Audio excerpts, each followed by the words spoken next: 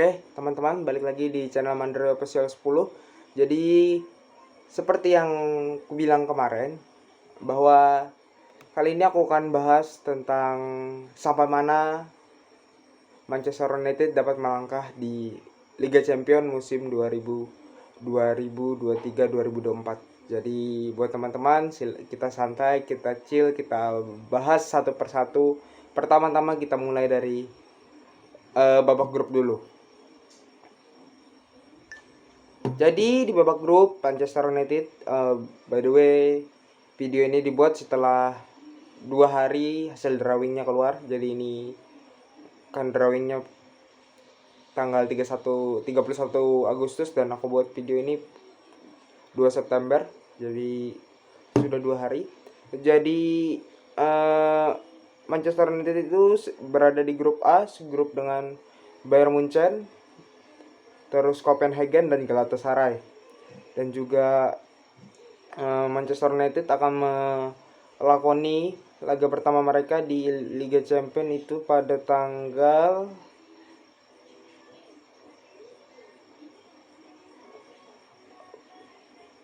20 September melawan Bayern Munchen ke Jerman, ke Allianz Arena ke Munchen. Terus 3 Oktober melawan Galatasaray home. 24 Oktober melawan Copenhagen, itu home. Terus matchday keempatnya lawan Copenhagen lagi 8 November, itu away ke Denmark. Terus tanggal 29 November away ke Turki melawan Galatasaray. Dan matchday 6 itu yang matchday terakhir kembali lawan Bayern Munchen di Old Trafford home. Jadi kita bahas dulu dari seberapa besar sih peluang Manchester United dapat melaju jauh di Liga Champions. Pertama kita bahas dari sisi aku pribadi, perasaanku pribadi ketika dapat grup ini. Jadi bentar ya. Bentar.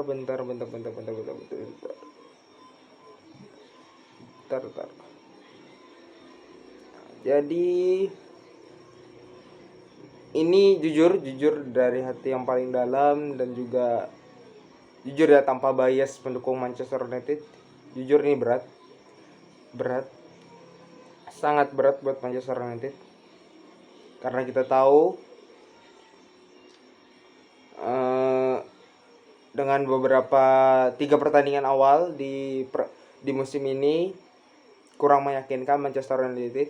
Ditambah ada beberapa pemain penting yang cedera seperti Luke Shaw, Malaysia, Kobbie Mainoo, terus Rafael Varane. Mudah-mudahan ketika match di pertama Liga Champions nanti mereka semua bisa kembali fit dan juga bisa bermain. Dan juga kita juga kedatangan beberapa pemain seperti Andre Onana, terus ada Mason Mount, ada Jonny Evans, terus ada Sergio Reguilon, ada Sofyan Amrabat, dan juga ada Sofyan Amrabat dan juga Rasmus Højlund. Dan jujur lawan Munchen berat, terutama main pertama away.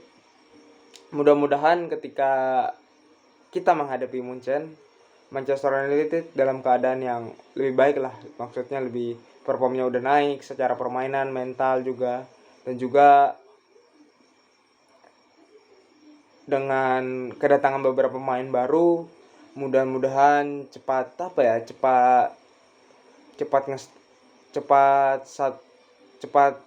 menyatu dengan teman-teman yang lain di Manchester United, dapat memahami apa yang diinginkan Erik ten Hag, sehingga sistem yang diinginkan Erik ten Hag bisa tercapai di laga nanti lawan Munchen.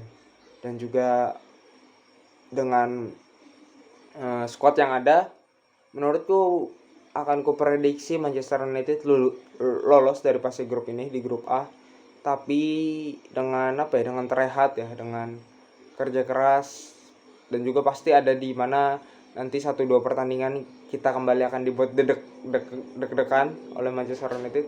Dan juga aku prediksi Manchester United akan lolos dari grup A ini sebagai runner up. Ya kita tahu bro, away ke Turki sangat menyeramkan bagi tim-tim Inggris, dan juga away ke Denmark, ke Copenhagen. Ya semoga bisa memberikan hasil yang terbaik lah buat Manchester United di Liga Champions musim ini. Dan juga dengan squad yang ada, dengan ini belum termasuk nanti transfer window musim dingin dibuka ya. Dengan squad yang ada saat ini, ya harapanku sampai semifinal lah bisa Manchester United dengan squad yang ada, dengan catatan semua fit ya, dengan catatan para pemain yang cedera sudah balik dan juga sudah bisa bermain. Jadi kita tipis-tipis aja. Jadi itu pendapatku tentang Manchester United buat musim ini. Sampai semifinal itu sudah bagus, bahkan kalau bisa sampai final itu udah di luar ekspektasiku. Jadi kita lanjut ke, kita prediksi tipis-tipis aja ya tentang siapa yang keluar sebagai juara grup dan juga runner up di grup-grup lain. Di grup B ada Sevilla, Arsenal, PSV Eindhoven dan juga Lens. Arsenal seperti kita tahu performanya musim lalu sangat bagus di IPL musim lalu, dan juga Sevilla juara Europa League. Tapi seperti yang kita tahu beberapa musim terakhir Sevilla kehilangan banyak pemain, dan juga PSV Eindhoven menjalani musim yang sangat luar biasa di era divisi musim lalu, berhasil menjadi juara. Jadi kuprediksi yang akan sebagai juara grup Arsenal dan lolos ke sebagai runner up adalah PSV Eindhoven. Kita lanjut ke grup C, ada Napoli, Real Madrid, Braga dan Union Berlin. Ya kita tahu lah, ini nggak usah banyak mikir, Napoli Real Madrid lolos. Napoli sebagai juara grup dan juga Real Madrid sebagai runner up. Kita lanjut ke grup D, ada Benfica, Inter Milan, Salzburg dan juga Real Sociedad. Kita tahu Inter juga mendatangkan beberapa pemain, Alexis Sanchez, Benjamin Pavard, dan juga mendatangkan Jan Sommer di posisi penjaga gawang sebagai pengganti Andre Onana. Jadi kuprediksi dengan skuad yang ada dan juga masih mempertahankan beberapa pemain yang ada, Inter akan finish di sebagai juara grup. Dan kita tahu performa Benfica musim lalu sangat luar biasa sampai perempat final, dan kali ini kurasa mereka bisa mengulang lagi kesuksesan mereka di musim lalu di Liga Champions, dan kuprediksi akan lolos ke fase knockout dengan status runner up di grup D. Kita lanjut ke grup E, ada Feyenoord, ada Atletico Madrid, Lazio dan Celtic. Aduh, ini grup yang sangat tricky ya, dimana kita tahu Atletico Madrid tidak terlalu banyak beraktivitas di bursa transfer kali ini. Mereka meminjamkan Joe Felix ke Barcelona, namun berdasarkan performa mereka di La Liga yang walaupun baru main 3 kali, baru mereka kalau nggak salah tuh draw sekali, menang 2 kali, dan kemarin lawan Atletico Bilbao atau siapa lupa, mereka berhasil menang besar 7-0. Dan hanya berkaca dari match ini, kuprediksi mereka bisa lolos dari grup E sebagai runner up, sebagai juara grup dan juga yang akan menemani mereka adalah Celtic, Lazio, Feyenoord. Yang kuprediksi menemani mereka sebagai runner up Lazio. Dan ini kita lanjut ke grup neraka ya, grup yang dimana semua orang dikagetkan, dan juga Newcastle yang baru kembali bermain di Liga Champions setelah 20 tahun. Namun sayang grupnya sangat-sangat tidak bagus buat mereka, dimana mereka segrup dengan Paris Paris Saint-Germain dan juga Borussia Dortmund, AC Milan dan juga Newcastle. Kita bahas dari PSG dulu. Kita tahu PSG kehilangan Messi, Neymar, terus hampir kehilangan Kylian Mbappe, dan juga menariknya mereka mendatangkan nama-nama yang ya tidak sementaring saat mereka nama-nama yang tidak mentereng seperti Kolomani, terus Dembele juga mereka diperkuat, dan juga masih ada Mbappe tentunya di posisi penjaga gawang, ada Donnarumma, mereka juga baru kehilangan Sergio Ramos, dan juga ya banyak pemain baru lah, tidak nama-namanya tidak besar namun kayaknya cukup membantu PSG untuk lolos ke babak berikutnya, ke babak 16 besar. Jadi aku prediksi PSG lolos ke babak 16 besar dari grup F sebagai juara grup, dan yang akan menemaninya Dortmund, Milan dan juga Newcastle. Cukup tricky ya 3 nama tim ini. Kita tahu Dortmund setelah tidak terlalu banyak mendatangkan pemain, hanya mendatangkan Sabitzer dan juga kehilangan Jude Bellingham. Ini faktornya Jude Bellingham ini menurutku cukup besar ya buat Dortmund.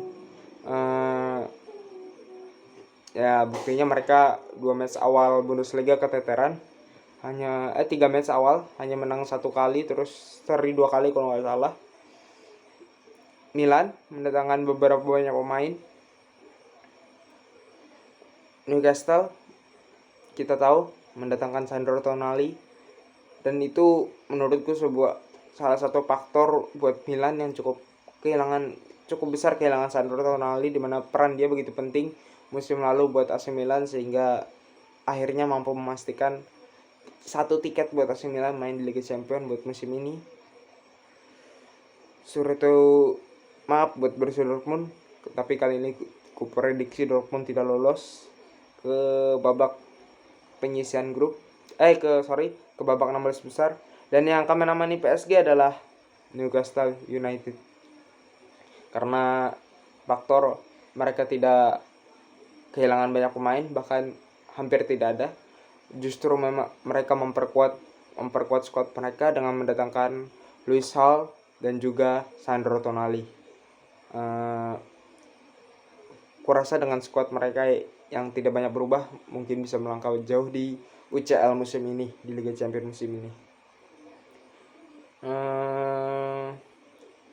Di grup G ada Manchester City, RB Leipzig, ada Rasenball Reds dan juga Youngs Boy. Jadi tidak usah banyak basa-basi lagi. Yang lolos sebagai juara grup adalah Manchester City, dan juga sebagai runner up itu adalah RB Leipzig. Terus di grup H ada Barcelona, FC Porto, Shakhtar Donetsk dan Antalya. Jadi yang akan ku prediksi ini, kalau ini sesuai data dan juga statistik ya, yang ku prediksi lolos adalah Barcelona. Porto musim lalu menjalani musim mereka yang sangat luar biasa di Liga Champions, namun aku prediksi kali ini Shakhtar Donetsk yang menemani Barcelona sebagai runner up dari grup H. Jadi itu sih untuk video kali ini. Tadi juga di awal kita bahas sampai mana langkah Manchester United dapat melangkah di Liga Champions musim ini, dan juga ini adalah prediksi tipis-tipis ya dari aku tentang siapa yang akan melaju ke babak selanjutnya, yang akan keluar sebagai juara grup dan runner up dari masing-masing grup yang ada itu tadi. Dan juga besok aku akan bikin preview pertandingan Arsenal dan juga Manchester United. Apakah Sofyan Amrabat bisa langsung debut dan juga menyelesaikan pisahnya di hari ini dan sehingga besok bisa bermain? Kita nantikan saja update-nya, dan terima kasih buat teman-teman yang sudah menonton video kali ini. Jangan lupa like, subscribe, comment, and see you the next video. Bye.